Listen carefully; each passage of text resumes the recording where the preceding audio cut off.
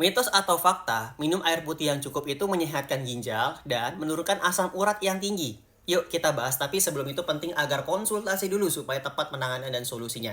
Yang mau konsultasi sama saya silahkan pencet tombol plus yang ada di sini supaya komunikasi kita tidak dibatasi dan saya bisa membalas pesan dari Bapak Ibu. Komen juga mau konsultasi dan jangan lupa di-share, semoga jadi amal jariah. Berkaitan dengan asam urat yang tinggi dan juga menjaga kesehatan ginjal, itu perlu diperhatikan terutama dari konsumsi cairannya. Air putihnya 1,8 sampai 2 liter per hari.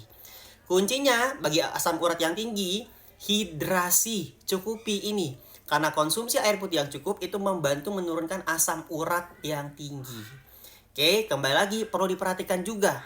Apakah terjadinya penurunan fungsi ginjal ketika ya Bapak Ibu terjadi penurunan fungsi ginjal dan asam urat yang naik yang ditangani ginjalnya. Jadi bukan hanya menurunkan asam urat. Ketika tangani ginjalnya dengan tepat, asam urat pun akan turun perlahan. Jadi beda sebabnya. Lalu, apakah benar Pak menyehatkan ginjal? Karena masalah awal ketika terjadi penurunan fungsi ginjal karena dehidrasi. Ketika Bapak Ibu konsumsi air putih yang cukup, yang banyak 1,8 sampai 2 liter per hari, itu normal nanti banyak pipis atau sering pipis. Jadi nggak perlu pusing.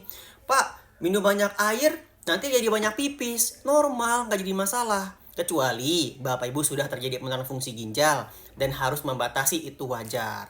Oke, kembali lagi. Kalau yang terjadi sebaliknya, banyak minum air putih, tapi ya pipisnya sedikit, itu ada masalah.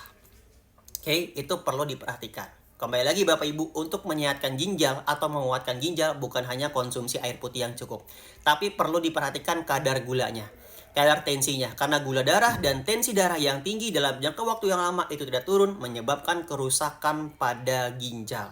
Kalau penanganannya salah, tidak tepat, fungsi ginjal terus menurun, akhirnya apa?